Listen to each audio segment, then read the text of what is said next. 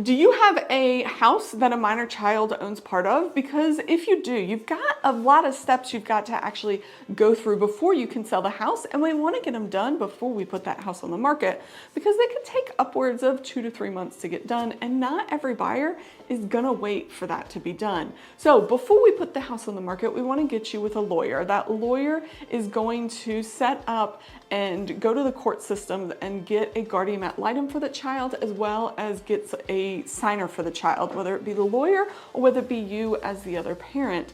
But you need a signer to say, hey, we can sign for the kid, and we have the child's best interest at hand.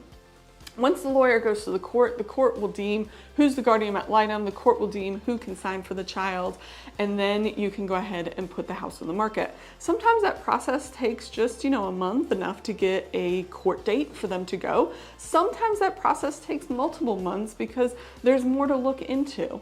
And so when you have a minor child, you need to start this before you actually put the house on the market. And the only time you need to do this, if they end up being one of the ones that owns the house. So if, mom or dad owns the house, they pass and they ended up leaving it to the kid, for you to sell it, this is what you need to do.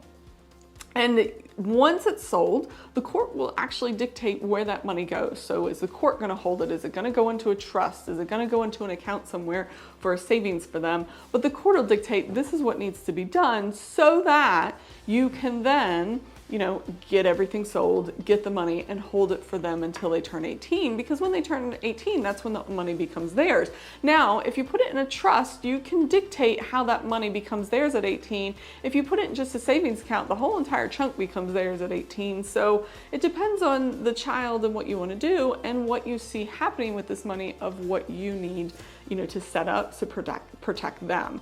But if you come to me and you tell me, hey, mom passed, mom and dad are divorced, so this went to the kids, there's a kid under 18, this is the process we're gonna go through. I've got all the contacts to be able to do it, but it's something that you wanna think about, because I've actually dealt with it quite a few times this year in talking to different people and helping different people sell, houses where the parents sadly have passed. So if you're thinking about selling a house, you have a minor child, or you're a parent who's like, hey, my kid's still a minor, I want to set stuff up in case something happens to me, give me a call. I'd love to connect you with a couple people to help you get that whole process going, and maybe even get, a trust set up for them so that everything's taken care of and they don't just get a huge chunk of money at 18. Because I don't know about you, but when I turned 18, I did not make the best decisions in the world. So give me a call, shoot me a text, and don't forget to like and subscribe.